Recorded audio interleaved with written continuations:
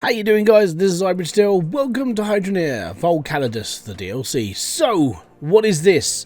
And why is it important? Well, it's actually really important. So, the reason why this is important is this little green beauty here is the driving force for your conveyor belts in the first half of the game.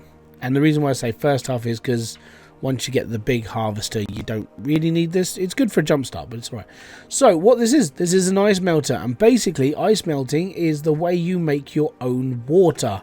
Ta-da! A little reservoir on top, and it's so nice. Basically, when you turn it on using the lever, you don't have to use a lever. I do because I like to control all my belts, make sure things are working. If I've got like things stuck on the belt further down, I just keep the belts running for a little bit longer. It's just me. You don't have to follow this. I'm just giving advice. So the ice melter powers your conveyor belts, and you're probably wondering how do I make this work? Well, pretty simple. Get a drill and drill it on the top layer of snow, and it'll make these little ice blocks. Little ice blocks basically flow into here, and all is good. Congratulations, that's how you make water. Now you're probably wondering why I've got drills here and not like buried deep into my actual conveyor belts and on my mine. Now the reason why it's all the way up here is because on the top layer of every plot, your drills will only ever produce snow. They won't ever, well, they'll produce ice. They won't ever produce like lumps of actual like dirt or permafrost or whatever you want to call it. And the reason why this is because of the top layer, this top layer here. Now if you pull out any rake, you'll see that there's a top layer of snow, that like 3 inches. It's all good.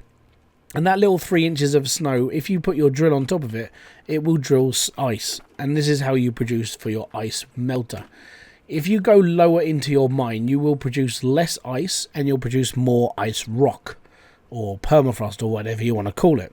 So it's always best to have your ice melter and some drill or 2 drills. These are my 2 defunct drills. You'll get these at the beginning of the game. They suck, but they're good for ice melting.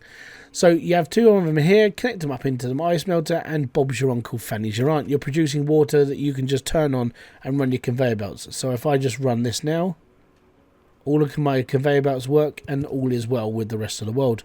And that's just how I've done it. Now later on, when you've chucked up your heavy harvester, the heavy harvester can produce water as well. It doesn't really have so much as a storage tank though. So if you do end up like running dry, you can just use this as a jumper battery. So you just go click, get the belts running, get your build running, and then turn it back off, refill it, ready for the next whatever you're going to do with it. In all honesty, I've actually found this better to incorporate into your designs when we're on top of snow and everything. I did try during my time in like experimenting with this game, I did try it lower down, but I had to set up an actual splitter so I could only put like ice blocks into this, which is more work, and you don't really want to do more work. You just want it easy and as easy as you can get it. So like I said, chuck it up into here, all is good, all is well.